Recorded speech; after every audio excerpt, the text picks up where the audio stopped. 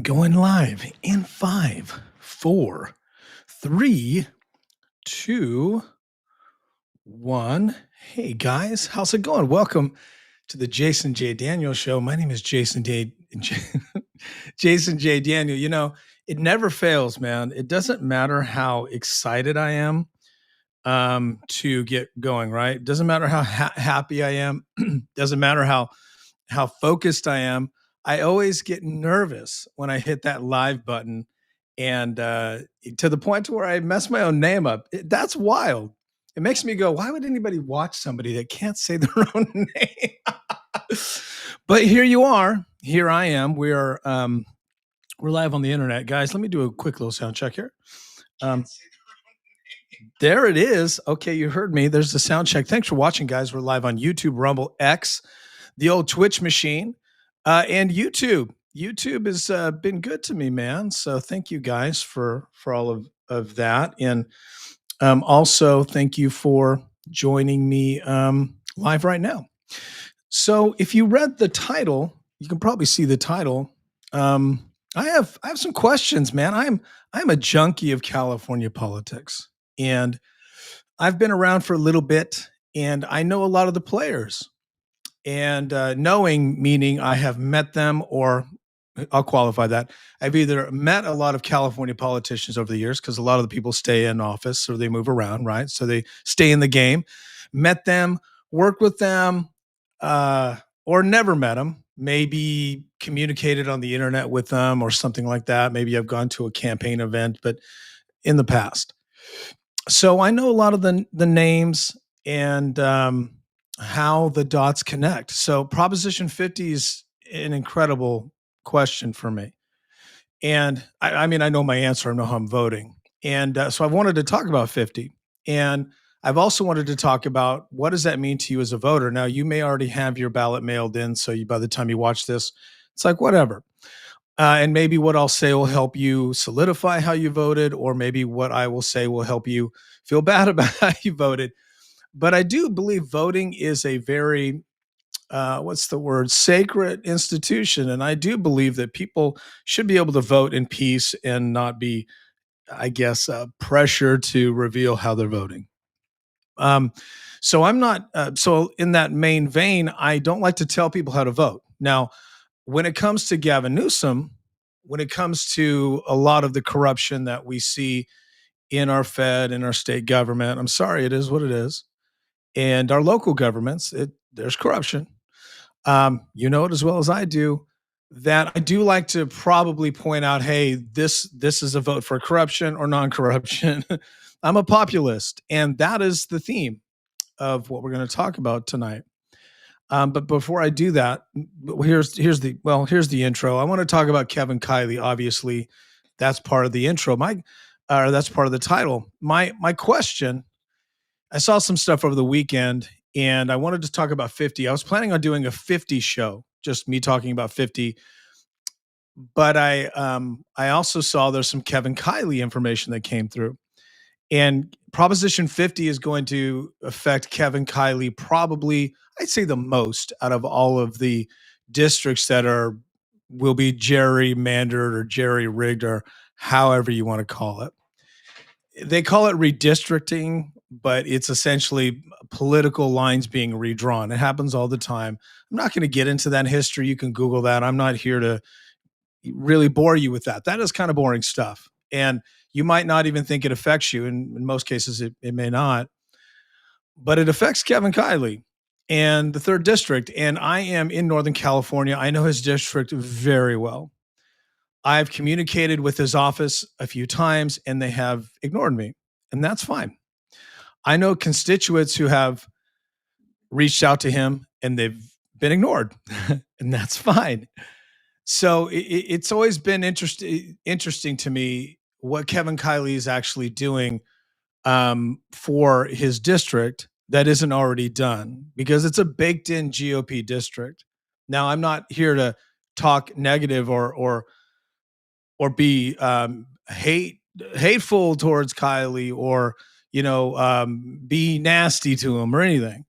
But I'll be critical, and I have some questions as to how he's been conducting himself during the shutdown. And when it comes to 50, Proposition 50, because a lot of the reason of 50, I mean, it's Trump, sure, but Gavin Newsom's been really wanting to get Kevin Kiley out of Congress, or at least just get him out of any kind of position where he can continue to cause trouble for Gavin. Again, if you're watching, my name is Jason J. Daniel, and this is the Jason J. Daniel Show. So please like and share. I really appreciate it if you enjoy what you're watching. And if you're a new viewer, you're always welcome. Thank you. This is an open, conversation.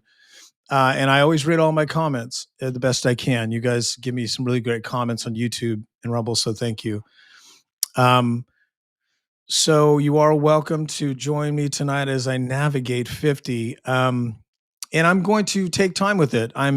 I started a little late, which I hate that, but it happens. My life got a little out of hand today in a good way. Very busy, a lot of things going on. But my name is Jason J. Daniel. I'm your host, and I do a podcast on California politics. I do true crime, and I do sports and stuff like that. Sports on TikTok, real Jason J. Daniel. It's a hot time right now.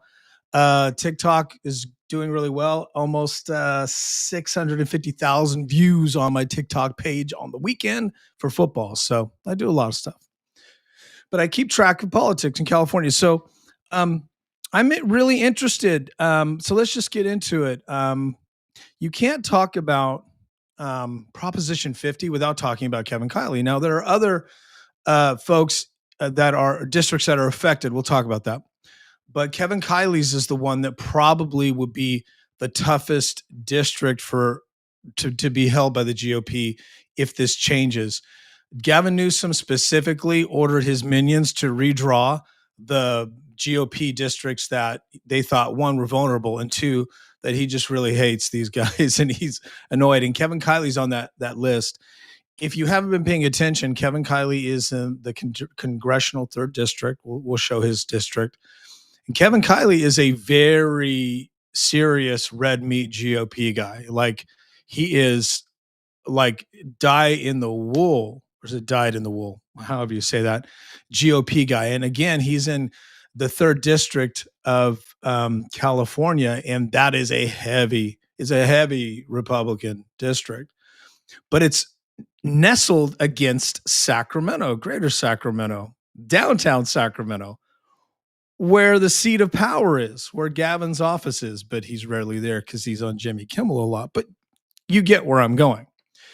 So I asked myself, 50 is not looking well for the no. The no's not looking good. There's something like 40, almost 50 million put into it. We'll talk about that, from the Charlie Munger family, who we'll talk about them if you're not familiar.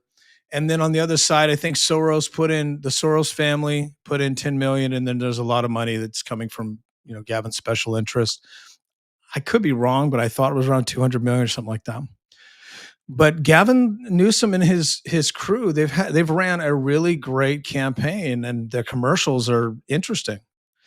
Obama's involved, AOC's involved.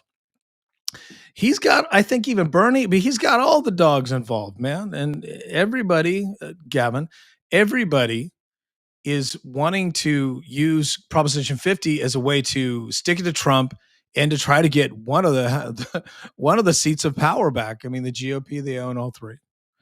And California having Republican Congress people is a luxury for the GOP because, as you know, California is very blue. And I know there has been a conversation about, will there be a red wave in California? Well, we'll know in a few weeks, because there's no way that 50 could pass and you feel confident there's a red wave coming.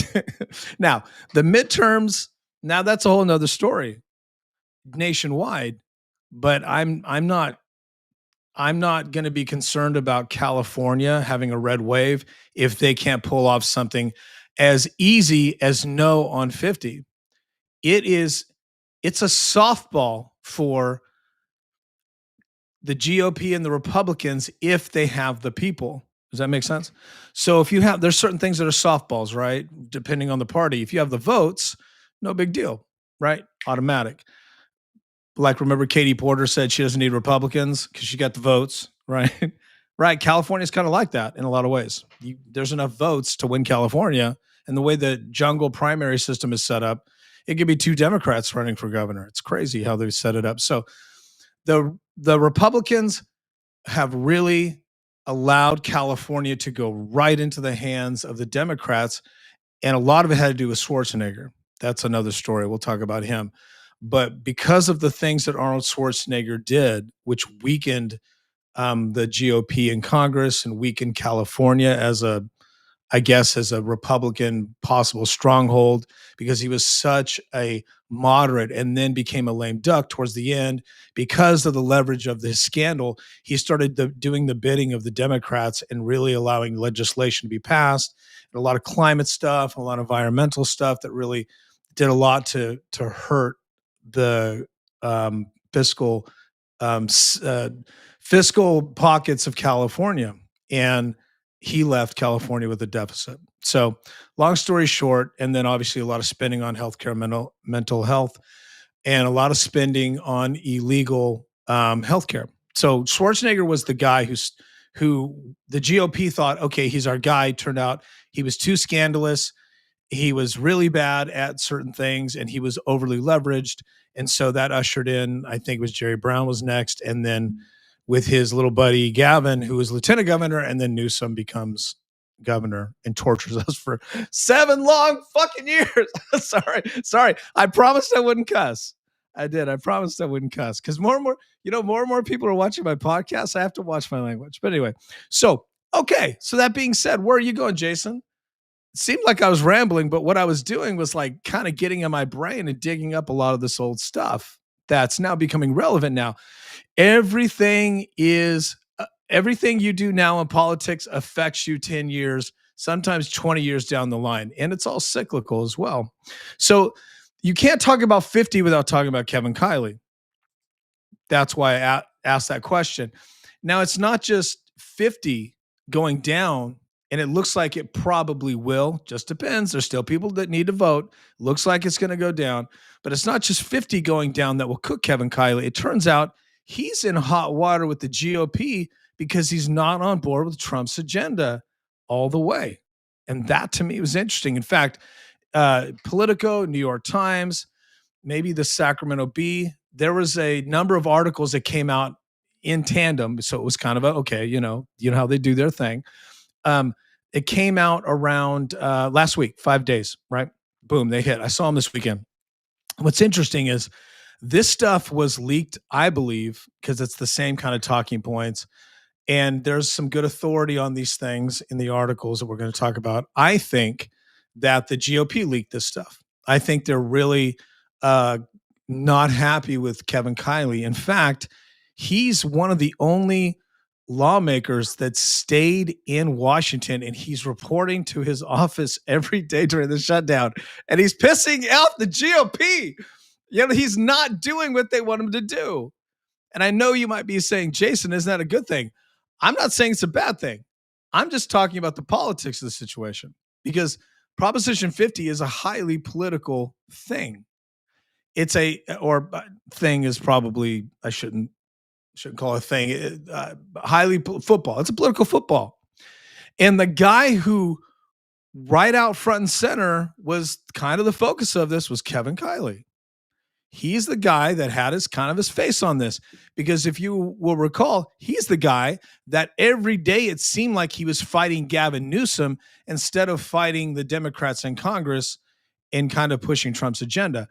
And also, Kevin KILEY is pissing them off because, well, he's acting like an asshole in 3 ways. And we'll get into the article. One way, he's just not going home like Johnson has told everybody to do. He's not listening to the leadership of the GOP, and he's continuing to show up and almost like in your face.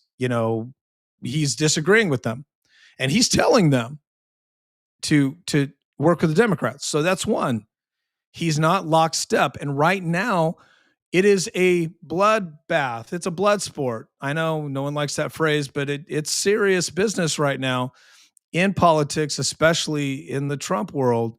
And Trump, as you have noticed, I mean, he's doing a lot of things just to aggravate the Democrats, and he is really good at that. And I don't want to digress, but Trump has his bag of tricks. And every time the Democrats do something, Trump does something to catch them off guard. He throws them a lot of red meat. Trump knows how to throw red meat to the blue side too, to get them aggravated and to create these things that you see, like the no kings protest. He loves that stuff because if he can get them to do that, first of all, you get a really good idea of who's going to come out to the polls. It's very smart.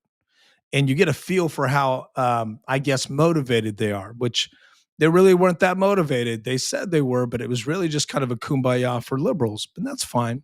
The other thing he likes to do is he likes to see who is really active getting out the vote, at least the Trump team will look, or who's really active just wanting to be known and who's just wanting to resist him, right? So he'll throw things out to resist him. So back to Kevin KILEY. So number one, he's not really on the Trump agenda 100% because he's showing up and acting like he's wants to work for the people, and the GOP and the Democrats. Hey, it's both sides. They're both saying, we're not doing this for the people. We're doing this for us. We're having a battle. We're having a war over the things we want for our parties. And the battle is for essentially the agenda. Who's going to get the agenda that is the red meat on either side, right? So red meat for GOP, red meat for the blues, right? So the things that the blues are fighting for, stuff like illegal immigration, healthcare. I know that it might be inflated how much that's a thing, but it's still a thing. Okay. So certain things like that. And then I guess there's a lot of the Doge spending cuts they want back in. So the Democrats, the liberals, they don't care about the budget. They just never cared. Now, the GOP hasn't cared either. They spend a ton of money on so many crazy things. But the truth is that at least it depends on how you look at it. The blues enrich themselves, and the GOP enriches the government and the military and the private sector with their spending. So, okay. So one, he's not working with, he keeps showing up. Two, now there's a congresswoman, and maybe I can jump to that article. Oh, here she is. Okay. So there's a congresswoman. And again, why is Kevin KILEY cooked in my opinion? He's making everybody mad. Let me jump to, so there's a freshman congresswoman in Arizona, and this is a really interesting story. You might have seen it. There was a little bit of a protest, and they're in the hallways. They crashed Johnson's office. So the situation with that is that she was, and I Googled it for you so we can look at it together. She's an Arizona congresswoman elect. Okay. She was elected in, and her name is Adelita. I'm trying to pronounce names. And not mess them up. It's no disrespect. Grijalva. I'm unclear, but correct me. You guys can correct me. Now this says AI is saying she's being held from being sworn in. It just doesn't have to happen while the government's shut down. There's no reason to do it. And look, I'm a conservative, and I think one less vote from a radical is fine. She's very radical. She's like one of the radicals, right? So they're not going to stop everything. They're going to stop time to swear her in, but it has to happen. It will happen eventually. So she's being held back from being sworn in because of the shutdown. It is smart. It's politics. Keep her out, keep her from being able to vote. But there isn't really voting going on at this point. But Kevin KILEY reportedly, Politico's reporting this, that, and we'll look at the article in a second, that he is one of the voices that's gone to Johnson and said, you need to swear her in. That's the way it goes. We need to compromise. And that is really aggravating them. And because they're not compromising, and Trump's at a point where he's not going to compromise. And Johnson and Thune, they're not compromising. If you haven't noticed, if you're not on board 100% with Trump, they will find a way to just move you out of the way, primary, whatever it is. Trump learned from the first, I don't want to digress, but there's some reasons for it. You may think Trump's a maniac or he's out of control, but think about this. He came in, and I've watched enough interviews. I've watched a lot, hours and hours of Trump. I've read a number of his books. I understand some people that have written books Trump adjacent. I do have a really good feeling, and you guys have been in the Trump experience with me as well. But Trump, after his first term, he came in, he tried to be a nice guy, he tried to play the game and hire all these, listen to what everybody told him. That didn't work out. And then they tried to put him in jail. Sorry, I'm losing my voice. I was yelling at the football game yesterday. It was crazy. And then they try to put him in jail, blah, blah, blah, right? All these things. Not blah, blah, blah. That's not important, but it looks important to him. So he's now taking no prisoners. And yes, everything is vindictive, everything is revenge. Trump's doing his thing. Okay. So if Kevin Kiley comes to the leadership and says, we have to compromise, they're like, fuck you. No, what, are you serious? It's not happening. So they've shut him out. In fact, he's tried to talk to, according to reporting, Kevin Kiley has tried to talk to Johnson to come up with some ideas, and they're like, shut up. We're not trying to come up with ideas. We're trying to win here. Now, whether that's right or wrong, or whether you think that's good or bad, I'm just giving you the facts. No judgment. Look, don't clutch your pearls and act like we haven't been doing this in Congress for 50 years. Now, the game has changed. It's more vicious. They're killing people like Charlie Kirk. I mean, try to kill Trump twice. So this is a serious time for everybody. Everybody has got their head on a swivel. They're looking out. The truth is, a lot of people are looking out for themselves to not get murdered by lunatics. Now, yeah, there are lunatics that can come out of the woodwork at any time. But right now, the Democrat Party is earning the handle of the unhinged. And look, right around it cycles. Okay. But right now, look, there was a time where it was, right wing guys blowing shit up. We know that history. One of the biggest right wing lunatics to ever do anything domestically was Timothy McVeigh, right? Against the Clinton administration, upset at Jan Reno, upset about all these things, right? So, so look, that was the worst that could ever happen, right? Then we have Charlie Kirk. So everybody has got their guys, okay? But right now, Democrats, you own these cats. So we're going to live in that reality. So back to number two, Kevin Kiley. Why is he cooked? Because he's making a thing of this with Adelita, and he's annoying Johnson, and it's not something that they're down with that sickness. They're like, no, man. They're like, hey, we're in charge. Why are you weakening our position? So Kevin Kiley, one, is showing up and being an asshole to them and acting like a populist guy. There's nothing wrong with it, but he's going against the Trump shutdown, talking points. He's trying to make deals with the Democrats. That's been reported. And then number two, he is really, really trying to kind of side with the Democrats on things that are kind of political footballs for the GOP. And the last thing that's cooking Kiley is the Epstein thing. Kevin Kiley is really big on the Epstein thing. Nothing wrong with that. But as you know, Donald J. Trump has essentially ordered everybody to not talk about it. You're not voting on it. And here's the thing. Unless you're a really powerful congressperson, like Marjorie Taylor Greene or someone like that has a lot of leverage media-wise, nationwide, unless you're someone like that, you're not going to really survive, I think, if this vote happens. Now, Trump has to approve all this. He has to agree to this stuff anyway. If they pass legislation to get the Epstein files open, Trump can still obstruct that. And so a lot of it is political theater. But Kiley, here's the thing, connecting back to Adelita, again, no disrespect, I'm just really terrible with names, but going back to the freshman congresswoman from Arizona, she's the Epstein vote.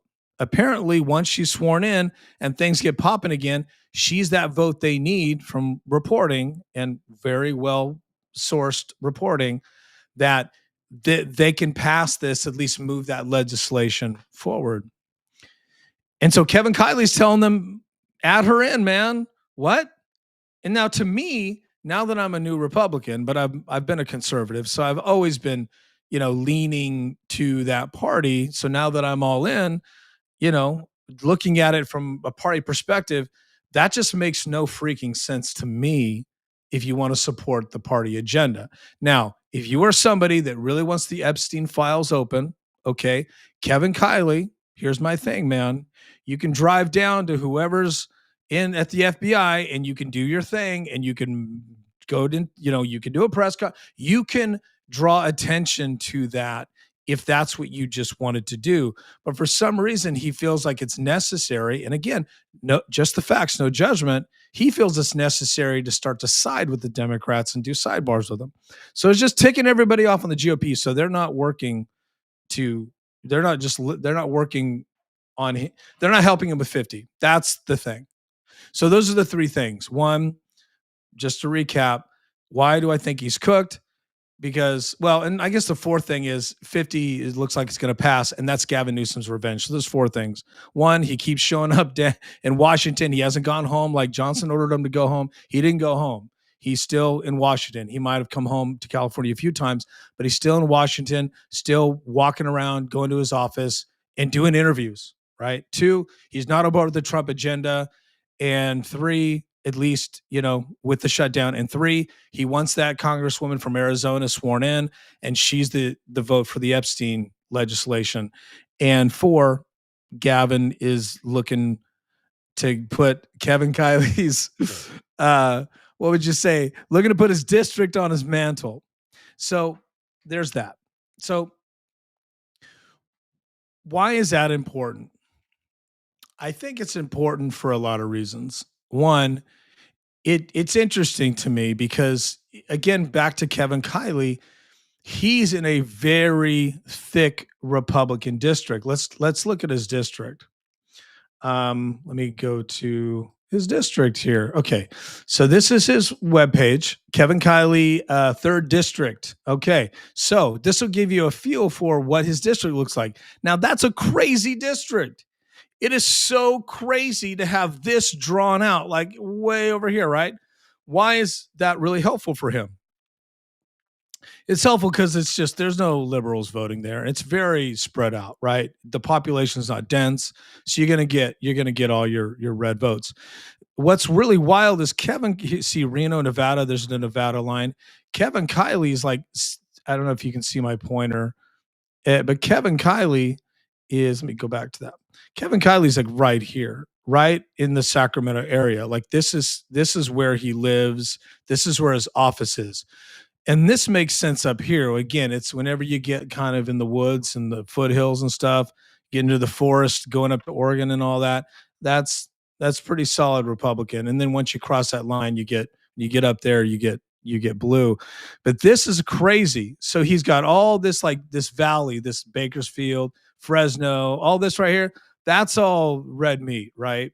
So the guys that have this district, they're also Republicans too. So right here, how is this interesting for Kylie? Let me see if I can zoom in. I tried this earlier. It's really tricky. Okay, so I'm going to plus it. There we go. Bingo. Got it. Okay, cool. Boom. All right, cool. Let's rock. Okay. Sorry, he's right here. Roseville. Okay. Lincoln, Roseville, Grass Valley. I said he's here. He's more here when you zoom it in. So here's where Kevin Kiley's, when I say here, it's where his office is in California. There's Truckee. You're going up to Reno. A lot of people say this area is kind of blue here, right at the Reno line. It's very red. Then you got Tahoe right here. It's like it's a lot of like cabins and folks that like have independent money that have second homes, and then there are obviously people little small little townlets up here, but it's not a blue area. And then down here it goes boom right along the line, and you head down into central California, which is mostly red. Right here, let me do this again. Boom. Okay, here's what Gavin Newsom wants to do to Kevin Kiley's district. Now we're cooking. We can see it in detail here. Pretty dope. Okay, so here's what Gavin wants to do. He wants to redraw it to where this area here, Fair Oaks, Carmichael. Whoops. So I know. Okay, so scroll down. This area here, Fair Oaks, Gold River, Folsom right in here. All this, where's oh, sorry, El Dorado Hills up here. Sorry. This is blue. Cameron Park right here. This is blue. And you get into Sacramento. This is where the Capitol is. Capitol is actually right here, right where the M is. That's where the Capitol is. And then there's, or maybe right where the A is. And then there's like West Sacramento. And I know the area really well. I live in Northern California. In fact, I used to have a business downtown. Know it very well. Back of my hand. It's just very liberal blue. So Gavin's team wants to cut this out here and make that part of his district, which is a slam dunk for anybody that's a legislator that's a Democrat. That's a slam dunk. But it's not a slam dunk for KILEY. So that is essentially a loser for him going into 2026 where he'd have to run again. So this is just one of the districts. And Gavin Newsom knows exactly what he's doing. Gavin Newsom, the one thing about him is he's just really not a good person, but he's a really great politician. I mean, look where he's put himself. And you get to that place in your political life by taking no prisoners and knowing where people are vulnerable and keeping score. That's politics.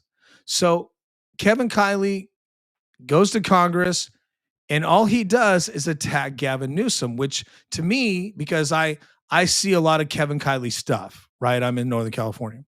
So I was always wondering, and the stuff he was doing was pretty spot on, like, yay. But my thought was like, well, who are you doing this for? Because we're not that, voters up in Northern California, not that concerned with the railroad, whatever that was, the light rail thing that didn't work out, of the speed train, whatever that was. Not that concerned with that. Not that concerned with a lot of the things that Gavin was necessarily doing, except fire. Northern California really affected by that. And then obviously the LA fires, and that's Cal Fire getting funded. That's because a lot of Cal Fire in Northern California, that state fires. So that was more of a concern. But when Kevin KILEY was doing a lot of his campaigning against Newsom, he was connecting it to California, but a lot of it seemed like, okay, kind of red meat for Trump and those kind of things. And he caused a lot of trouble for Gavin Newsom. I got my pumpkin spice latte. Almost done with it. He caused Newsom a lot of trouble. Newsom keeps score, so Newsom always knew if he could, get somebody and put him on his mantle, it would be Kevin KILEY. So when Trump did what he did with Texas, and Texas became a thing, and the GOP now knows they have to consolidate power, it's all about power. It's not really about money. Now, Democrats, it's interesting. Democrats, you always chase the money. If you're trying to figure out what the Democrat Party is doing, you follow the money. When you want to know what the GOP is doing, you follow the power. Very Scarface, right? Money, the power, and then everything else comes with it. And look, this is very high stakes. And I don't think Kevin KILEY realized how high the stakes were for his seat, because I just didn't understand the strategy. For the last couple of years, I never really understood the strategy that he had with attacking Newsom like that. I loved it, cool, but it didn't make a lot of sense how it helped Northern California. Now, when you are when you're a state legislator, that makes more sense, right? And I can't really think, when I was thinking about Kevin KILEY, I was thinking, how many, because I was really opening my mind going, how many people in Congress attack the governor of their state like he did or does, I guess still does. How many people do that in Congress? Usually they're attacking, right? Whoever's the biggest boogeyman in the other party, right? He wasn't doing that. So it's interesting to me that he would start to attack Newsom. Now, I'm going somewhere with this. I have a theory. I'll give you my theory. Sorry, guys. Again, too much football. Thanks for joining me on a Monday night. If you're joining me, if you're watching it later, I'm sure you'll dig it. A lot of people watch this later, but more people are watching it. So thank you, guys. So it didn't make a lot of sense, but I'm going somewhere with it. So now Gavin Newsom, he always had the redistrict. Let's talk about 50. So again, let me just back up. My initial question was, oh, here we go. Whoop. Sorry, guys. Am I still presenting? My initial question was,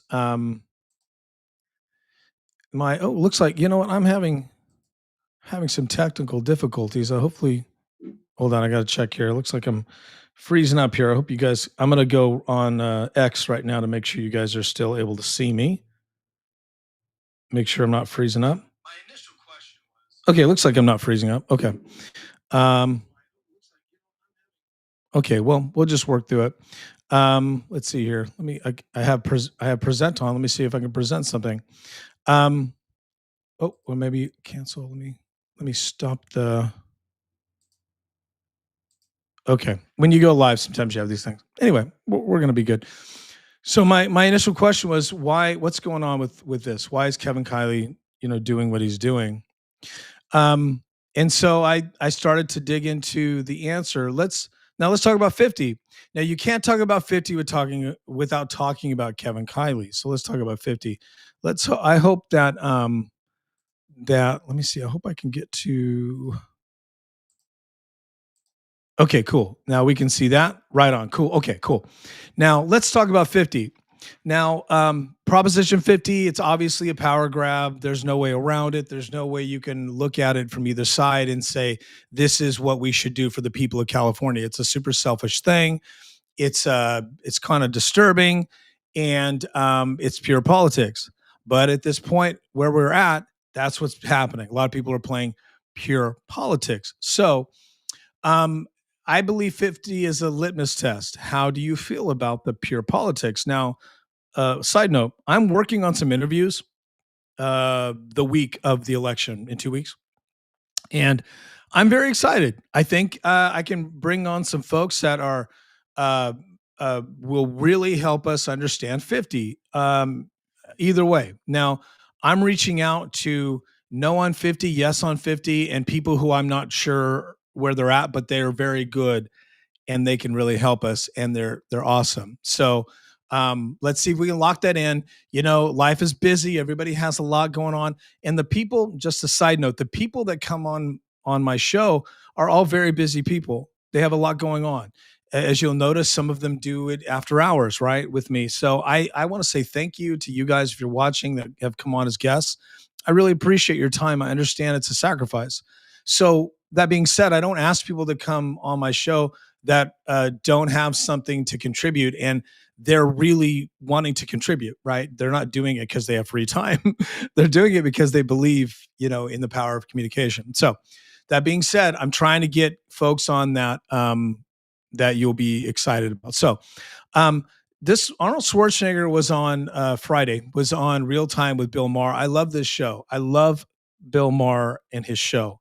I love this show, and it's a place where if I don't have I'm digesting a lot of media all the time, but if I want to sit down, there's like 3 shows. If I want to sit down, I want to see this political show. This is one of the shows. I love this show. Okay, so he had Schwarzenegger on to talk about 50. This is a 2-minute clip. I'm just going to let it run. If I want to jump in, I will. But this is how Schwarzenegger feels about 50 because it directly impacts stuff he did when he was in office, because he passed his own legislation to prevent this from happening. But lo and behold, here we are. So the legislation that Newsom is pushing, 50, would just basically erase everything that Schwarzenegger did. And Schwarzenegger was a populist, power for the people. So in Schwarzenegger's mind, 50 is anti-populism. 50 is pure politics. 50 is bad. Well, you'll hear what he has to say. And let's rock. Republican. Is it really the last? Let me back this You're up. the last Republican. Is it really the last Republican from California? The last guy who got elected in this state? Well, I mean, That's true. let me tell you something.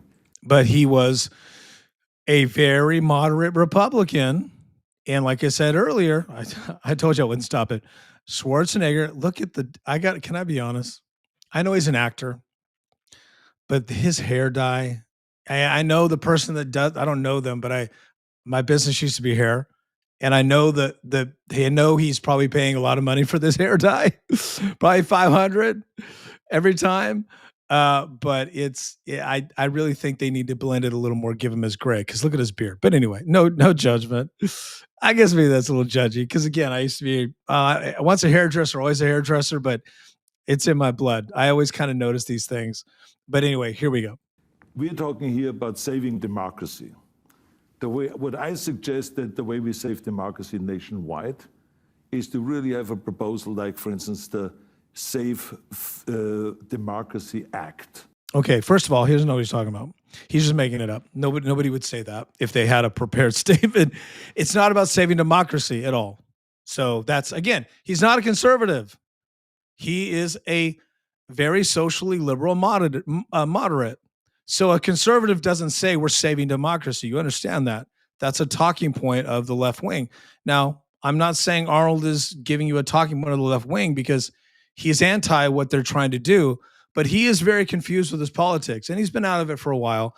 But this kind of approach has not been helpful to anyone. But no, look, I'm being critical, but I thought it was important to point out. It's just an idea where we go and make election day a holiday. He's saying crazy stuff. No, I can't argue with that, election day being a holiday, but it doesn't make sense if you have all the mail-in voting. And we digress, but he gets to 50. So that everyone has time to go out and go to the election. Well, look, now that you have mail-in ballots, everybody has time. That's what they told us, right? So you can't have both ways. I'm all for a national holiday, but that's a problem because there's a lot of employers that do not want you to vote. They don't talk about it. They'll talk about diversity day. They'll talk about DEI, but your employer does not go, hey, it's election day. Everybody get out and vote. They used to, but they don't do that now. So that doesn't make any sense. Again, we digress, but I just thought I'd bring it up. You got us clap. Again, Now, Bill Maher is going to be like, let's bring this back to my point. You're kind of rambling. this is something Democrats are all for and Republicans are all against. Here we go. He's bringing it back to the point. Here's the second point. Okay. Second point is to have Schwarzenegger wins.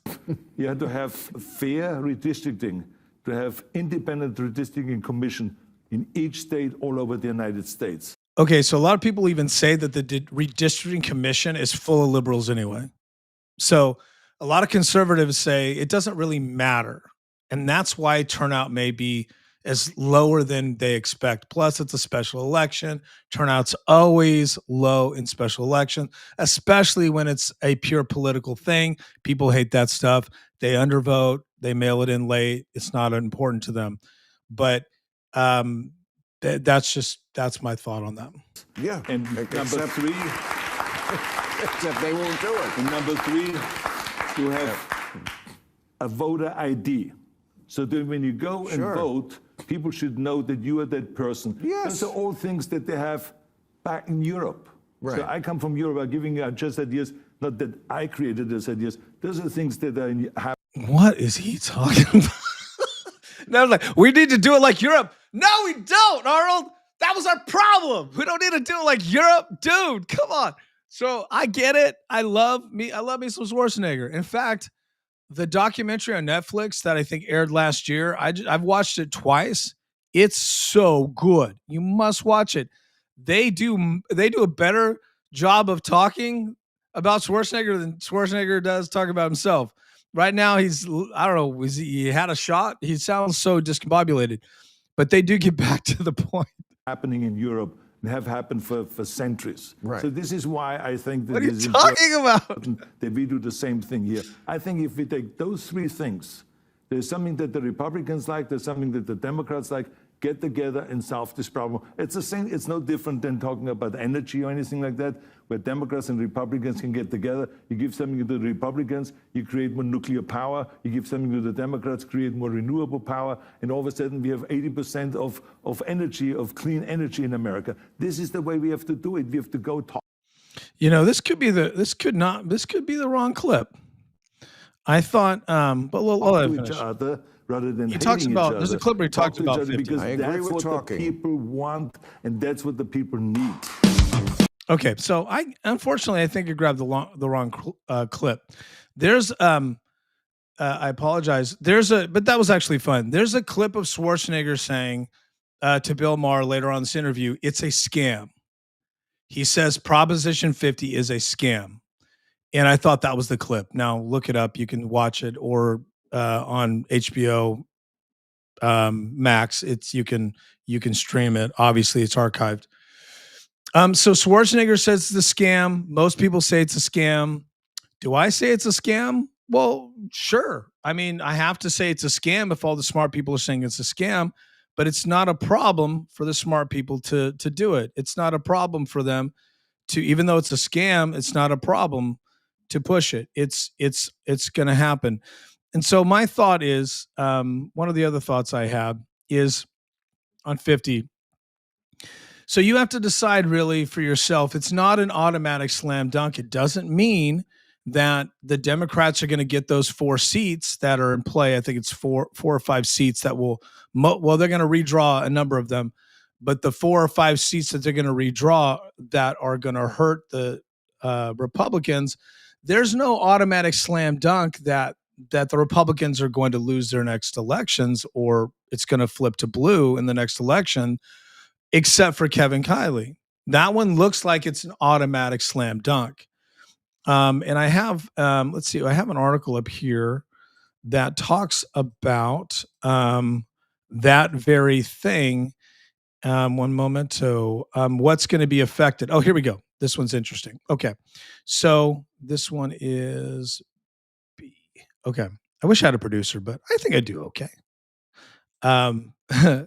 So I'm having some technical difficulties. It turns out my graphics aren't coming up. So sometimes Rumble's like that. A little frustrating, but thank you guys for bearing with me. But you don't always need my graphics. Okay, so this is a Sacramento Bee. Now, this is a half of an article because I don't pay for the subscription. It's totally pointless. But the point of this article that I could get for free is exactly what I wanted to talk about. So the Sacramento Bee is listing. They talk about who is actually given money. Who is given money to stop 50 out of the legislature? Because they can donate, right? So who's donated out of the Republicans that are being threatened by this? Well, here's what Sacramento Bee reported, which is super interesting. Again, we're talking about, is Kevin Kiley cooked in District 3? Is 50 cooking Kevin Kiley? Is Kevin Kiley's actions cooking himself? The answer is yes, all the above. So the Bee reports that out of California Republican members of Congress that have kicked in 6-figure sums for no on 50, it's Kevin Kiley. So, I'm sorry, not among them were Kevin. So no, I misspoke. Those that have not donated, Kiley, McClintock, Dave Valdeo, and Daryl Issa.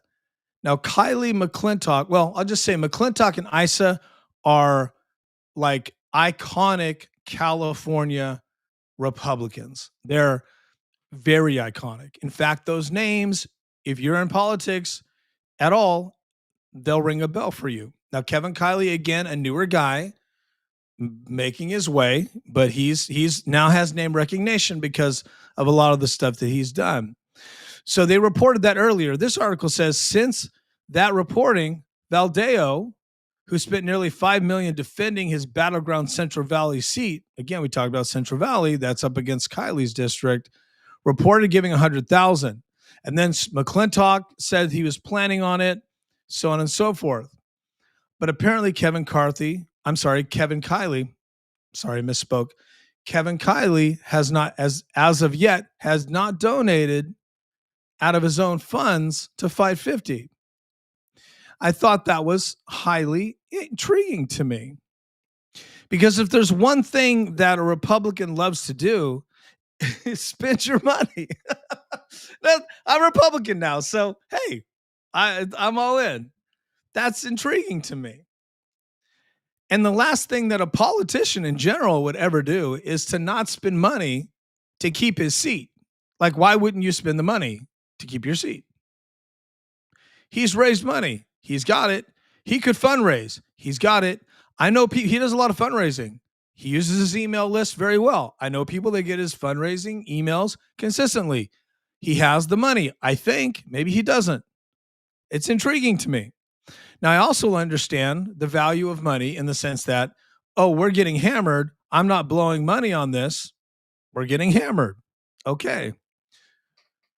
In the beginning, though, Kevin KILEY was very aggressive, saying, "Hey, we're going to beat this. I think the rumor was he was going to raise millions and millions, and it didn't happen. In fact, they have definitely raised money, but it hasn't really been enough to really make a dent and compared to what the Democrats have raised. And I believe around 200 million. I'm seeing the commercials all the time. I've seen the Obama commercial, AOC commercial, because I'm in California. And all I watch is streaming, and these commercials run on streaming. I've seen them over and over. There's one commercial it's well done. It's so well done that I'm aggravated by it, in the sense that it's an aggravating commercial, and they did it on purpose to aggravate you and get your attention. They have an actor who is acting like here's the commercial. Man, I wish I had. You know what? I bet I can find it. I'd rather play it for you. Let me find it. Trump, Prop 50,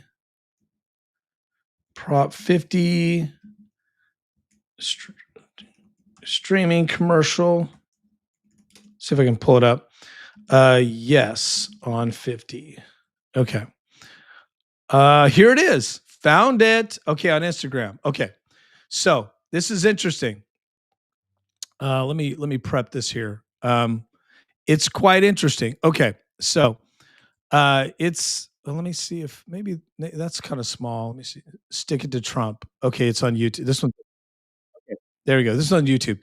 This commercial is so well done. I'm going to play it, and then I'll tell you why it aggravates me. Okay, here we go. Ready? Oh, I got to share my screen. Let's see here. Okay, this one's called Stick It to Trump on November 4th. Vote yes on 50. Here you go. Okay, hold on. I'm getting something here. Breaking news out of California tonight. The results are in, and voters have just passed Prop 50. What? This is a major blow to Donald Trump and his chances of holding on to power next year. Stop the That's right, Liz, because if he loses the House, Congress did you will do have the this to power to Trump? block Trump, investigate him for corruption, and even release the Epstein files. You want to stick it to Trump? Vote yes on Prop 50. Okay.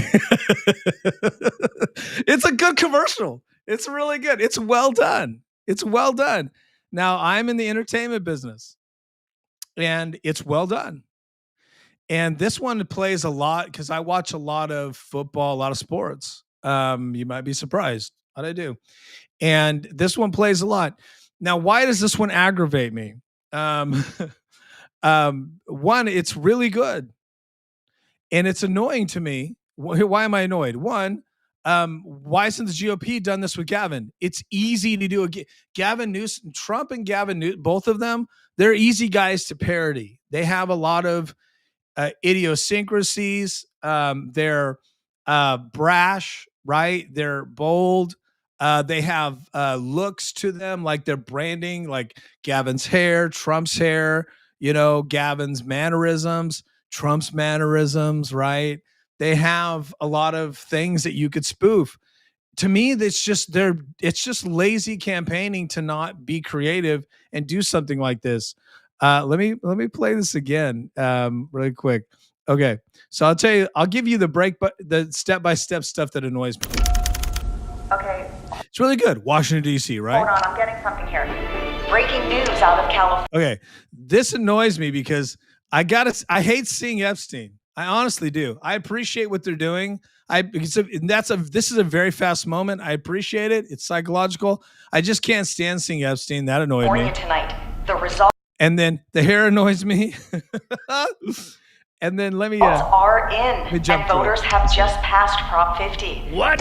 This is a major blow to Okay, this hand is creepy. Donald Trump and his chances of holding on to And then you've got a picture of Gavin looking like Trump, like doing the signing, right? power next year. Stop the That's right, Liz, because if he loses the House, Congress did you will do have the this to power to Trump? block Trump, investigate Okay, that right there just grosses me out. for corruption, and even release the Epstein. So it's, and then also the other thing that bothers me, and this is all joking aside, stick it to Trump. Vote yes on 50. So they're clearly using California's vote. They're using us in California as props against the president. And it's so clear that it's a political game. They're gaming the system, and that it's a scam, like Schwarzenegger says. It's very clear when you see them put the words "stick it to Trump." So what's annoying to me is the annoying. I suppose it's effective. Is that they're pulling no punches on why they're doing this, but the GOP, they're just rolling over. They're not pouring any money into this like you thought they would. But I also thought when this happened that that I'm glad I was able to find that commercial just making me crazy. And look, I just played it for you. I just showed it to you, right? That's how effective it is. I saw it and I replicated it to you. I just played it to you twice. I showed you how to find it, right? So that's how a political ad works. That's why it's so genius. It's a genius ad. And it's like a reality show thing. It's almost got this House of Cards feel to it. It is Trump being a slob. Like it plays on all the things. Trump with Epstein, Trump being an egomaniac, Newsom looking presidential, Trump being mad at Newsom. It plays into all those tropes. It's well done. And it's playing a lot. And it's an effective commercial. Clearly, especially on streaming, they're able to tell how many people are watching, how many people, right? I watched it twice for you, right? And what's crazy is I haven't pulled it up before, but I've seen it on streaming. So it's a well done commercial. And with all the money the GOP have, and then, Trump and his team, they're very good with optics. They're not trying. Like the nationwide GOP, they don't care, clearly. And I think a lot of it has to do with Kevin KILEY. Kevin KILEY was the face of this. He is not wanting help. Now let's go to the Politico article. I should have it here. That was interesting. Okay, let me go to, here we go. So this is Google. Again, my graphics are just not working. Here we go. Let me, I'm just checking the show here. Okay, cool. All right, just checking the show. Right on, cool. Got to check it online to make sure we're not hung up or anything. So let's go to this Politico. We'll end with this Politico article. There's so much I could say, so much more I could say, but let's jump to that. So what I did was I did a Kevin KILEY search to see how many articles are on Kevin KILEY. And you'll see they all came out about a week ago, 6 days ago, and it's all the same information. So clearly the GOP leaked it. There's no way that this wasn't like operatives coming out and like leaking this negative. It's a lot of it's negative towards KILEY. And if you're somebody, here's how it looks. If you're somebody, that's a nice picture of Kevin. Sorry, I should have brought up a picture earlier. There you go. But it's clear that the GOP, they don't care. Now, here's where I'm going with this. I'm about to bring this home. They clearly don't care if Kevin KILEY stays in the 3rd congressional seat. They don't fucking care.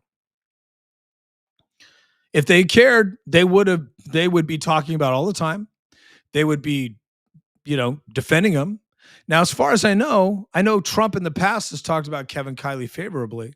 And Trump, I'm not clear, but Trump may have already earlier endorsed him, right? Like, or like stop 50, because I know Trump talked about it. But right now is the time. And we're not hearing anything. Now we could. My theory could be wrong. We could. But here's the article that really got my attention. Mike Johnson's nightmare. And when you read this article, you kind of go, hey, that sounds like a nightmare if you're Johnson. Kevin KILEY is unhappy with the speaker, has nothing to lose. Interesting. California Republican has emerged as an outspoken and fearless critic at a crucial moment for the speaker. Now, this article is mimicked by the New York Times and I think LA. So those articles I showed you in that list, they're all kind of saying the same thing. So, but Politico, I thought, said it pretty well. So we're gonna read this one. So by Meredith Lee Hill. Shout out to Meredith. So Meredith says California, and then when I read this, because I was like, what's going on with Kevin Kiley, right? Like I told you. When I read this article, it came to me. We'll get you. I'll get you there. I'll get you home. Okay. Kevin Kiley was already one of Speaker Mike Johnson's loudest critics, even before the government shutdown. Now, 2 weeks into the standoff. Oh, and by the way, when I read these articles, you'll notice sometimes I jump over parts because a lot of it's redundant. I know where I'm going, but feel free to pull the articles up. Now, 2 weeks into the standoff, Kiley has made, now this was last week's, now or 3 weeks. Kiley has made clear in an interview Tuesday, he's been talking a lot. And this is what he said. He has no plans to quiet down on Johnson's handling of the shutdown. The future of crucial health insurance subsidies and the GOP's controversial redistricting campaign has suddenly put Kiley's own political future in doubt. Now, this right here, that's Politico being political. That's not accurate. That's not completely the truth, but that's how they're framing it. So let's take that with a grain of salt. Okay. Kiley's own future is in doubt because he's bucking the GOP. And let's go on and read. Having already called Johnson's strategy of keeping the House out of session during this shutdown embarrassing, that is a problem. When a guy is out of sync, okay, Kiley, and he knows he's on the outside and he's pissed off, you do that. You tell the media that, which is completely like not helpful to the GOP. Now, when it comes to this kind of thing, hopefully you know what a whip is. They will whip these votes or whip these decisions, right? So they have one person, a couple of people. There's usually a whip, and that person in Congress goes around and basically is like, "Hey, this is what we're doing. You're on board, dude. Like we're all together in this." Now, the GOP, one of their problems is they haven't been able to whip everybody on all issues. And that's not a bad thing. It's a good thing. Now, Jason is saying, I'm not saying Kevin is wrong for being obstinate, saying no, fighting back. That's important for the GOP. Republicans do that. Democrats don't. And I think that's healthy. But Democrats used to win because they were all aligned no matter what, right? And Republicans don't understand how that works. And they have a hard time with that because a lot of alphas in the Republican Party, a lot of betas in the Democrat Party. I'm not trying to be that guy. I'm just telling the truth. So betas get along and they also like to win to a certain point. Until recently, Democrats lost that. Something happened. Under Obama, they had complete control. They were whipping these votes and they had everybody. Not now. Things have fallen apart because, again, with the Biden administration and all the things that happened there, they were more concerned with driving an agenda that was so supremely unpopular with people that it eventually became unpopular, even with the leaders and critics of their own or supporters of their own party, especially media folks with The Voice. So back to the Republicans doing the whole thing of being aligned, they've been pretty good about it. But Epstein, certain things, government shutdown, certain things have cracked that. A case in point, Marjorie Taylor Greene. She's now doing what Kiley's doing, but what she's doing is on more of a serious level. But she's more popular and stronger than Kiley is. She has larger ambitions. She's seeing that she now has evolved on the national stage. Okay, we'll put that aside. Kiley has said publicly, okay, this is embarrassing. Now, Kiley doesn't have that gravitas. He doesn't have that power to do that like Marjorie Taylor Greene. They're okay with her doing that. Democrats have it too. Fetterman, right? You see what he's doing. He's being very like, okay, Trump's not that bad. We got to chill out. We got to get together. Then Marjorie Taylor Greene's doing kind of that on her end. They're the two ambassadors with very large nationwide and worldwide appeal, and they're popular.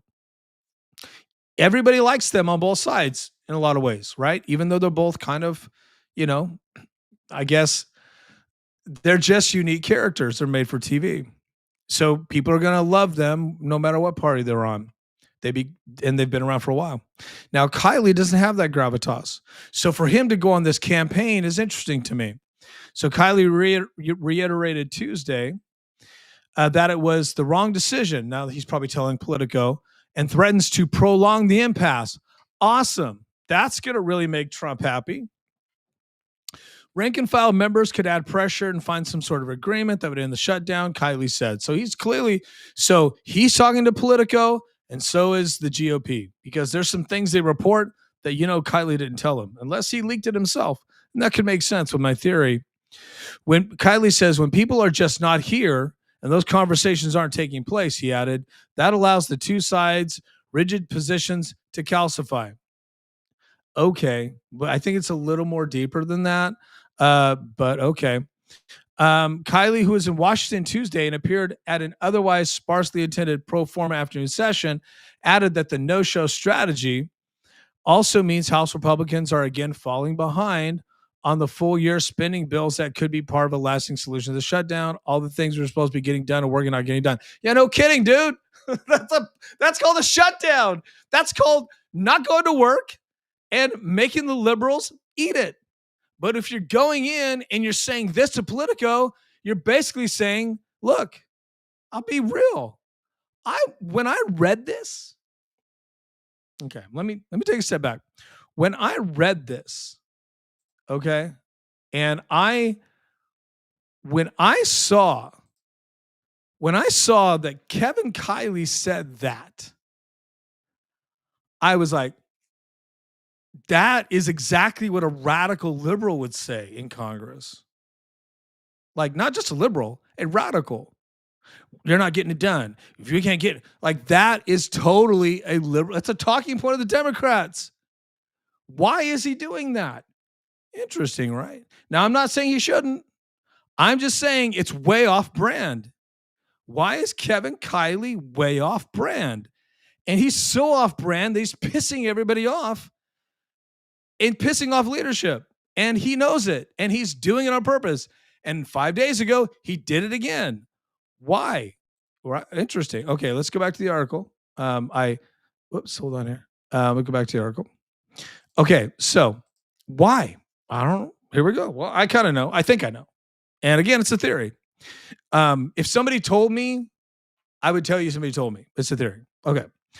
So Johnson shows no sign of budging, blah, blah, blah. And on call, okay, blah, blah, stay in their districts. And then members of the circle argued members such as KILEY are among a small minority of dissidents.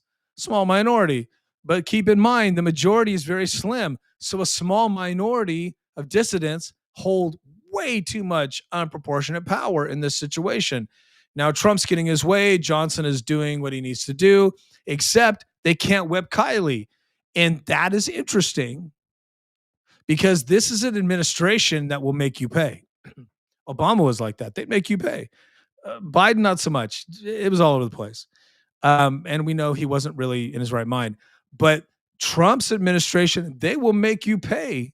And again, no judgment, just facts. Just facts on this. No judgment. They'll make you pay if you're not lockstep, because the greater good for Trump is to get the whole enchilada, the whole Republican agenda to be locked in by the time the new cycle happens. Why is Trump so seriously moving things forward so fast? It's at a breakneck pace. Everybody's saying that. Liberals, Democrats, media, everybody's saying no president in modern history has moved this fast and everything.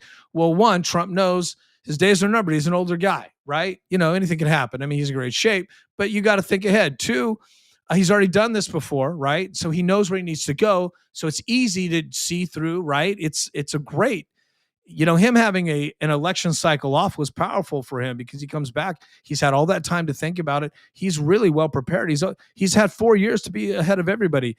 Real estate developers always think ahead, and this is where they miss it. Trump always thinks about the greater project. He sees the vision of how it's going to look, you know, the gold, the nice carpets, the windows. He's a developer. He knows what it's supposed to look like and what's going to attract people. He's a visionary. These people are not. So Trump's always ahead. So back to KILEY.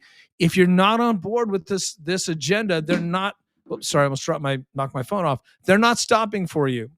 So why is he a dissident? But KILEY has emerged, the article goes on to say, as an outspoken critic and outspoken and fearless critic. Now so you see what Politico's doing? They're loving, unless KILEY didn't say this stuff and they're lying, but I haven't seen anything to dispute that this isn't what he said. They're loving this shit. If he goes out and starts talking like them, they're going to say he's a fearless. Oh my God, he's so fearless, right? Okay. Weird. Kevin KILEY's always been blasted by the media. They've actually disrespected him. Junior leaguer, who is he? He's not as strong as Gavin. Gavin's media puppets always protect him, blah, blah, blah. He's very disliked by local California media, especially Northern California, where he's at. So he's never had good publicity as far as these papers are concerned, or these websites. So they call him a fearless critic who has been willing to break ranks at a crucial moment. Look at this. This is like, oh my God, he's our man. It's so weird how that works, right? And this guy was, keep in mind, he is the guy that did everything he could to expose Newsom on the nationwide stage as a grifter. That's all Kevin KILEY did. It seemed for a whole 12 months. All he did was send mailers and attack Newsom. When it was always just an interesting strategy to me. Not that Newsom didn't deserve it. Look, I love that shit, but okay, where are we going, right? The 40-year-old former state legislator, so he was in the state house, they're reminding you, then he moved to Congress because he was voted in by a lot of red meat Republicans. So Kevin KILEY has said he's a populist. Cool. But what he's doing is not a populist thing. He's actually playing into the Democrat Party. He's doing what they want him to do, cause trouble for the GOP, to put pressure on the GOP nationwide to fold or make it seem like it's fracturing. Now, Kevin KILEY has enough gravitas on the nationwide stage for them to use him in this way, the Democrats, if they are. I don't know. It's interesting to me. This is why we're having this conversation. And this is definitely, I'm talking more about KILEY than 50, but it's kind of the polls don't look good for 50. So we're just talking about the result. And keep in mind, if 50 passes, it's going to benefit people you don't like. If 50 fails, it's going to benefit people you don't like. It's really weird. 50 is really weird because there's some people that you would think would be against it. And they're kind of like, hey, let it pass. I could see there's some things that could work out, right? There's some politicians that are looking at it that way. I've heard this through the grapevine from more than one source. And then there's some people that are like, hey, if it doesn't pass, that's tremendous. Boom. California has hope. Well, there's no hope for California as long as Gavin Newsom's in charge. And when you have lunatics like Katie Potato Porters and moderates like Hilton, I mean, there's anyway. Okay, I digress. I'm jumping ahead. Okay, again, I'm not negative on Hilton. He's not a prototypical GOP guy that you would see, but it is what it is. Okay, so the 40-year-old former state legislator from Sacramento says, he tells Politico, he's simply trying to represent his constituents. No, he's not. There's no constituent in Northern California that is cool with redistricting. No, they're not, because his district could go blue. That is a problemo for his constituents. Now, I'm relating 50 to this, but it's all connected. He knows he's going to get help if he toes the party line. And maybe they said, screw you, dude, you're on your own 50. You signed up for because he jumped on the Epstein thing. And they could be telling all these legislators that jumped on the Epstein thing in Congress, you're on your own, dude. You're on your own. If you get primary, it's on your own. You turned against Trump. I'm not saying it's right. I'm just saying it's what's happening. So he's not helping his constituents. So if that's what he said he's doing, that's crazy. Or that's Politico making that up. But it's not. For people in Northern California to be comfortable with the 3rd District Kevin KILEY, you get the guy, first of all, the guy running against him, Dr. Pan, that is, we'll talk about that if we get there. But Pan has already said he's running against KILEY because they know he's weak. They know he's weak. They know the GOP, they're not going to help him. And I'm really surprised we're here with Kevin KILEY, but that's politics. And I really thought if there's a guy in California that's locked in. It's Kevin Kiley. Not so much. So anyway, so in the last week, these articles come out. The polls show 50 does not look good on a no. It looks like 50's most likely going to pass unless there's a miracle. Anything can happen.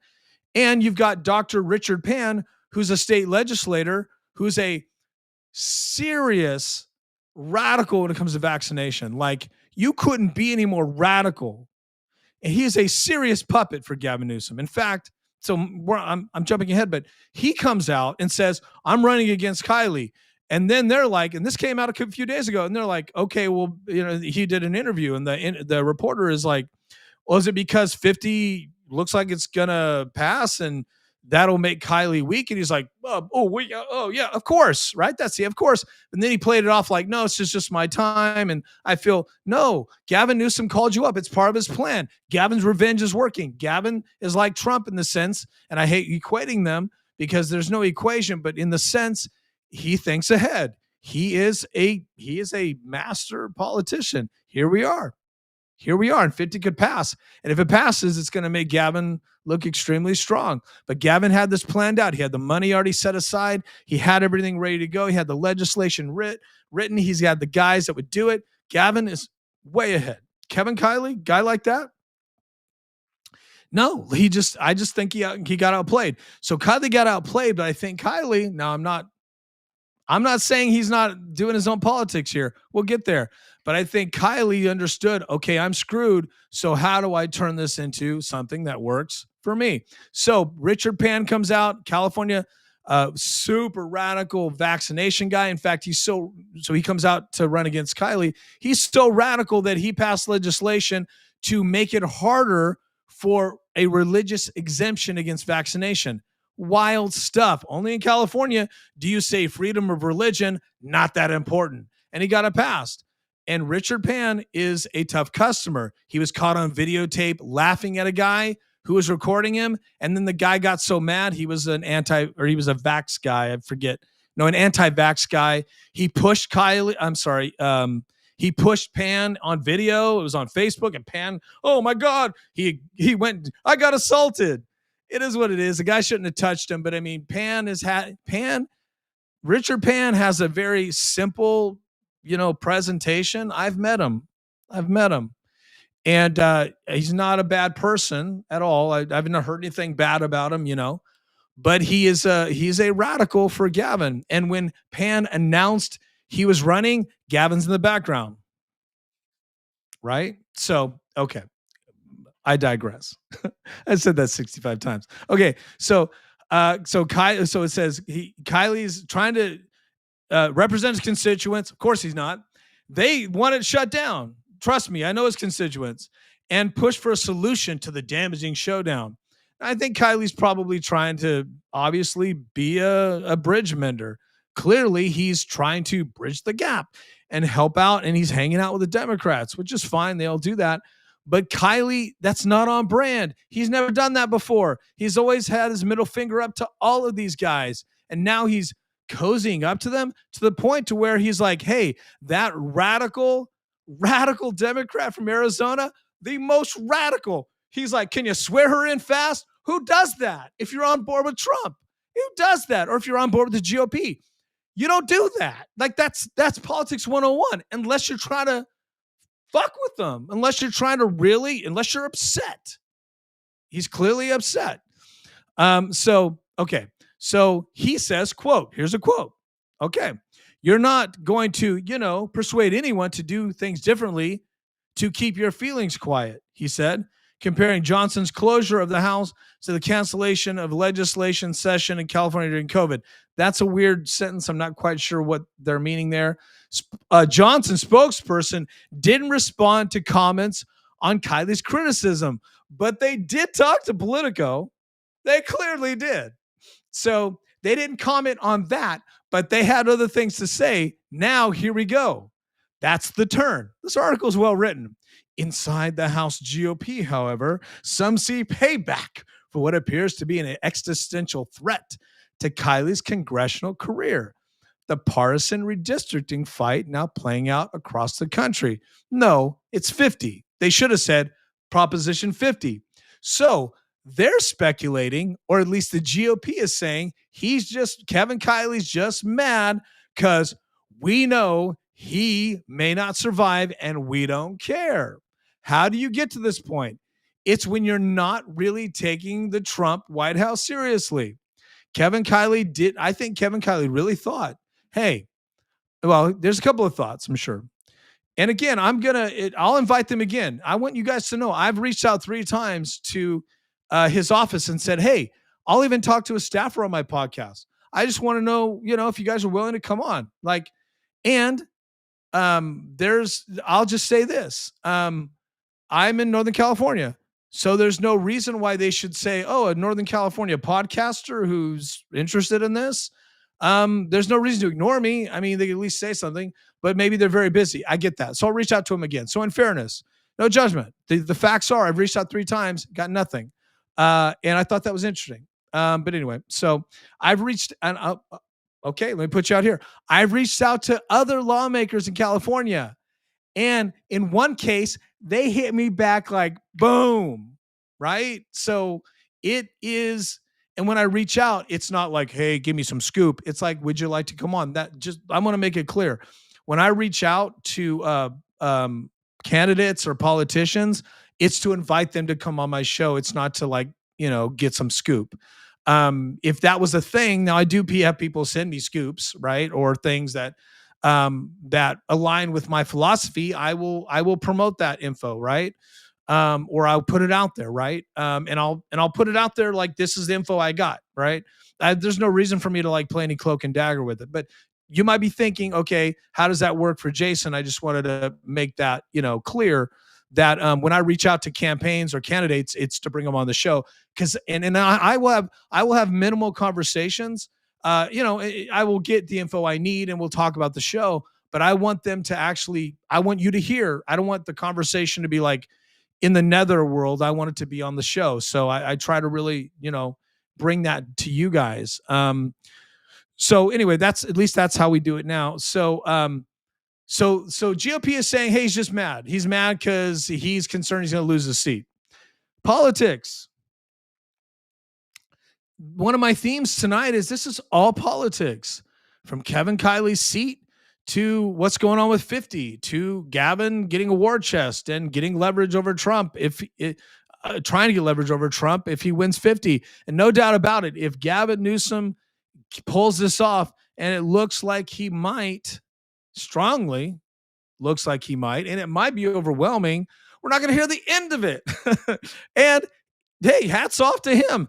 It's not easy to do that. Schwarzenegger tried and got fucked. He couldn't do it. He couldn't do it like Gavin. And that could be why Schwarzenegger is so mad. But they're all like that. Everybody's got an ego in this. So after Trump persuaded Texas Republicans to redraw their House maps, that's up for speculation. Again, this is Politico. Ahead of the midterms, Gavin Newsom launched a campaign. Okay, now they're talking about that. Should a Democrat-backed ballot measure pass next month? Why are they not calling it Proposition 50? That's interesting, because they want to make it, they're toning it down and not calling it 50 because they want the people that read it to think, oh, well, this is not Gavin's 50. This is just a legislative thing. Like they're trying to provide clever, but it is what it is. If it should pass, Kiley and several of his GOP colleagues, that's a misnomer, maybe 4, in the state delegation are almost certain to be drawn out of their seats. That's not true. It's not almost certain. They're going to try, and they all may hang in there because they're misunderstanding. Like, for example, Issa. He's been there forever. So they're misunderstanding how powerful he is in that seat and how well-known he is with his name recognition. And also he's done some good things. He's still there, right? That's how it works. And he knows how it works. He knows the game. Look, you got to know the game to survive in this business, right? So back to what Politico's saying. It looks like it's a wrap. Now, here's what's interesting. I know Kevin Kiley did not say this to Politico. So I know that this came from either, sources that, oh my gosh, we're an hour and 20. Golly. Okay. You guys are watching. So thank you. This is interesting, right? I know I'm bringing it home. What time is it? It's Okay, it's a little after 8:00. I need to and I started this one late. I need to make a sandwich and watch some football. I know I do have a life sometimes. Okay, but this is interesting to me. And if you're watching, hopefully it's interesting to you too. So here's the inside scoop. They're saying GOP, I'm saying they're saying this, urged Johnson, said KILEY urged Johnson and fellow House Republicans to pass legislation barring the redrawing of maps outside of usual decennial census-driven process. Just because a party, quote, just because a party thinks they can gain an advantage by redrawing lines all of a sudden doesn't mean they should do it. Quote, he said. So Politico came to him and said, did you ask for this? Because that's embarrassing. I don't think Kevin KILEY said I did. Now, if he did, I don't understand that strategy. But that's embarrassing to say. You're essentially begging that. You're essentially so worried that you're begging the GOP to keep you in Congress. It's embarrassing as far as I'm concerned. But Johnson has so far refused to act. And then, quote, it's extremely disappointing to me that he did not do the right thing in advocating for our members and protecting the House as an institution, KILEY said, noting that the two have spoken about the topic. Still, KILEY's criticisms of the speaker have gone well beyond redistricting. Okay, no kidding. And even the tactical decision to keep the House out of session, a move Johnson has undertaken to force the Democrats, right? KILEY has also broken with the bulk of his colleagues in saying the GOP should broach a deal with Democrats. That's not what you say if you want to keep your seat with the GOP. That's not what you say. That's not what you say because Trump, here's the thing. Also, I think he's missing the plot. That Trump is the deal maker. So whenever somebody says we're making a deal, right? That's in the grand old party, you don't say it unless Trump said you can say it because he's the deal guy. He's the guy. I make the deals, right? So unless you are at that level, you don't say we need to make a deal. You don't do it. No, right? So he's at a point to where KILEY is, hey, I'm just going to say it because they're not listening to me. They've ostracized him apparently, and now he's breaking with. It seems like he's breaking with the GOP on everything. So the health insurance subsidies is a big problem. Everybody admits it. It is going to be a problemo. Okay, so he's not wrong. And let me just say it again. Kevin KILEY's not wrong. For the good of the country, of course we need a deal. But he's wrong to do it right now if he wants to keep his seat.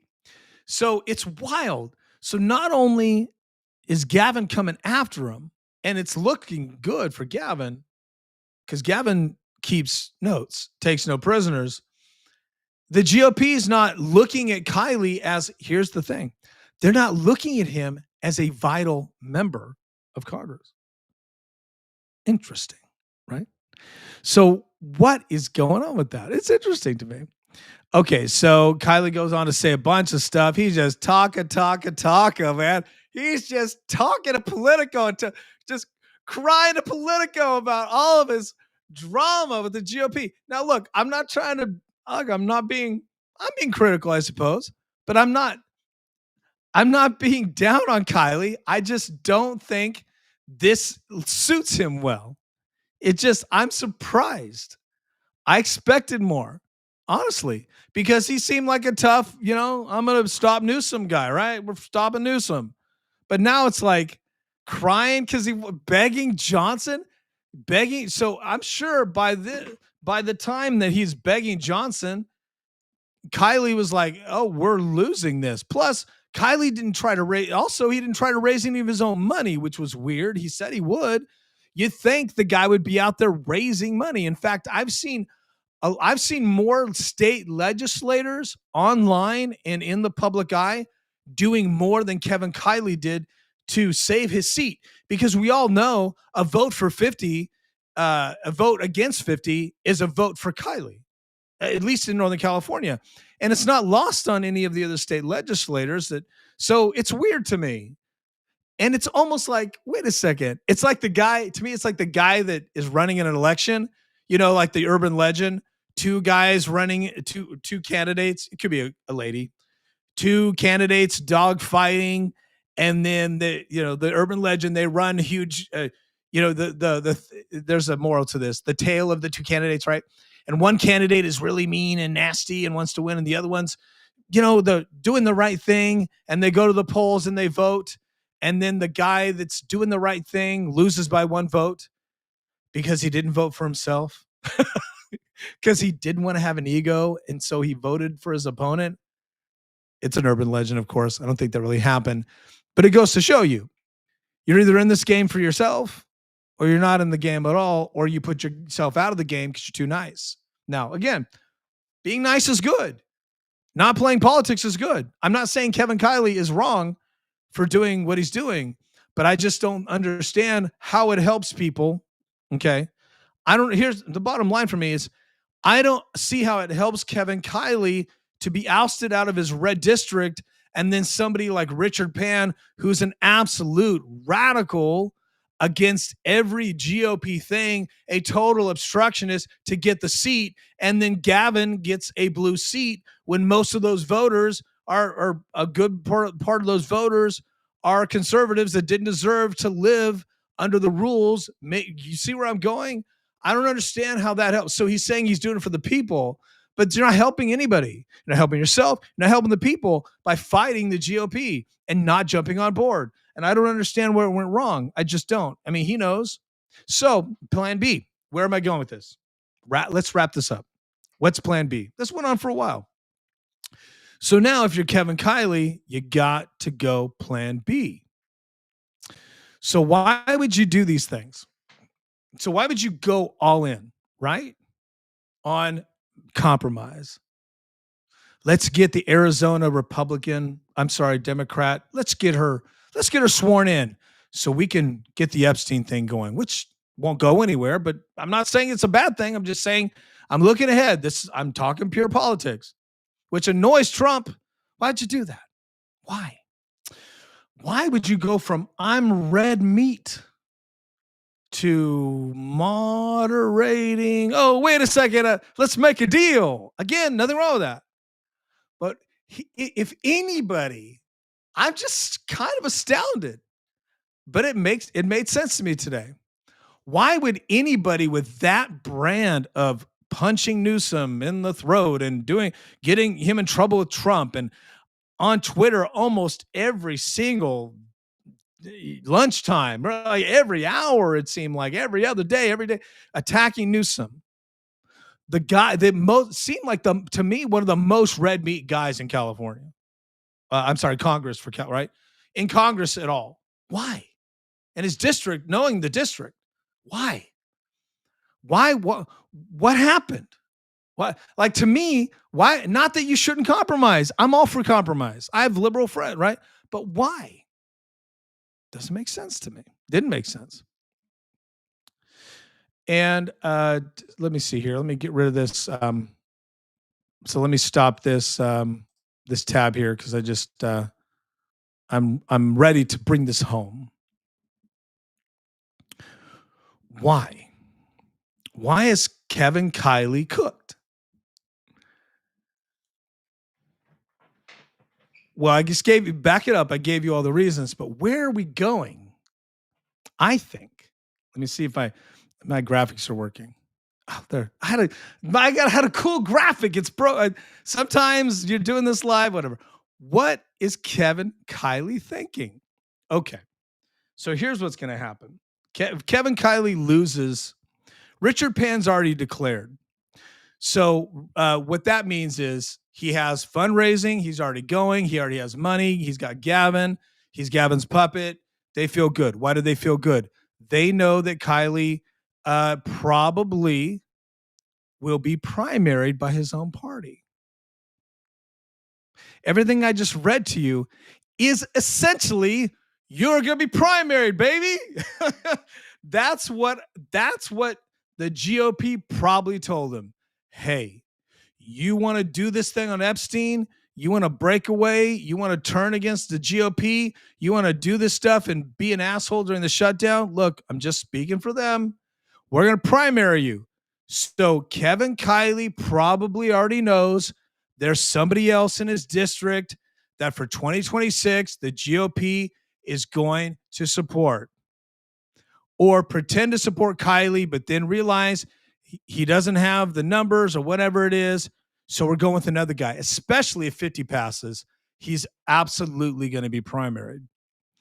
If Richard Pan gets in, he's going to have a lot of votes that are going to come his way because they're cutting into the pretty much where Pan, I'm not sure if he lives there, but I know he lives in the area because I will say this, I know a lot about Pan, and we'll talk about that in the future, but I know a lot about his district. I know a lot about his medical history as far as like being a doctor, not his medical history, but I mean his history as a doctor, his history of working in managed care, public funded healthcare, Medi-Cal, Medicaid, Medicare, Medi-Cal, Medicaid and Medi-Cal are the same thing, at least California. I know his history really well. So I understand if that district is cut, I know the district really well. It's going to be hard for Kiley to win, and everybody thinks he's done. And the GOP clearly will probably have somebody they can run against Pan and will primary Kiley. Kiley will be forced to drop out or lose a primary. GOP will give up that seat, but at least they're going to have a rising star. And they'll pay back Kevin Kiley for being disloyal. My words. So where does it leave Kevin Kiley? I've got 3 words for you. Katie Potatoes Porter. There is no strong candidate for governor on either side right now. So if you're Kevin Kiley, the light bulb goes off and you look at who's running on the GOP side, no one that has really any chance at this point to make waves. The Democrats are okay with Potatoes Porter being a total disaster and a psychopath all over the internet as the front runner because they think they're walking in because there's no strong GOP guy or gal that can rally the base. There's enough GOP voters. There's enough voters in California. There's enough independents if they're rallied to at least make it a fair governmental or a fair fight for governor. Step in now, stage right, enter Kevin Kiley. Here's my theory. I think Kevin Kiley is moderating to be more palatable for California independents and moderates. I think he's going to announce for governor and completely forget about Congress and let it happen. If 50 passes, I think even right now he's probably planning that. And I think he thinks he can poll higher than any other Republican potential candidate. And I bet he's right. He has the name recognition. He has the national brand. So that's my theory.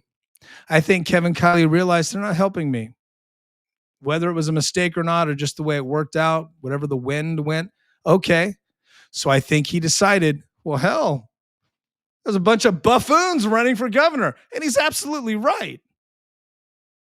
And if he runs in the primary, after everything I said about Kevin Kiley, I'm voting for him. I'm voting for him because he would be great as a governor compared to lunatics like Potatoes Porter. So there's my theory. I could be crazy. But the answer is Kevin Kiley cooked? Sure, but it just depends on the kitchen. He might be cooked in Congress, but if he decides to run for governor, I think that cat could raise some good money. And I think he could run off of the ghost of Newsom because that's who's going to win. Whoever can either run on the ghost of Newsom or whoever doesn't have to because they're automatically anointed as the Democrat Party candidate, whoever can step into that vacuum. The GOP vacuum is huge in California. There is no set, clear front runner for the GOP. But California, it's usually a lost cause, right? But enter Kevin KILEY to run for governor. Now, I'm not saying he should. I'm just saying I think that's inevitable the way 50 is wrapping up. So to end this podcast, dude, 100 and 1 hour, 100, almost 2 hours. This could be one of my longest podcasts in a long time. So to wrap it all up, if 50 passes, Kevin KILEY's probably going to run for governor. So if you're a Republican and you are looking for a shot at California, that is one good way to get back in the GOP's graces to actually put California in play in 2026. And it's a lower voting turnout year. Always a presidential cycle is the higher turnout. Midterms, always a lower turnout. Midterms, everybody's excited for change and referendum. We have a little more than we have about a year. It could happen. Anything's possible. Welcome to California, as Schwarzenegger says. All right, there you go. Guys, my graphics are frozen for some reason. Thanks for watching. I'm Jason J. Daniel. If you just saw, this is the Jason J. Daniel Show. Thanks for watching.